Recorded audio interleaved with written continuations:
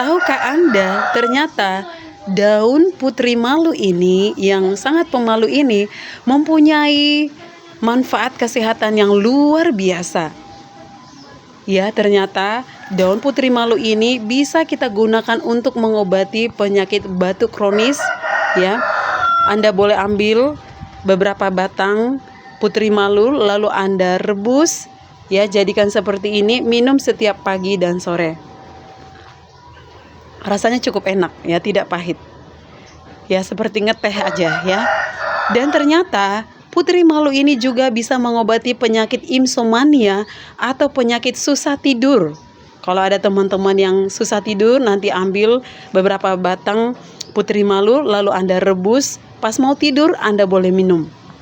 Dan daun putri malu ini juga boleh digunakan untuk mengobati asam urat. Ya, kabar baik ya bagi penderita asam urat, Anda boleh rebus putri malu untuk mengobati asam urat Anda.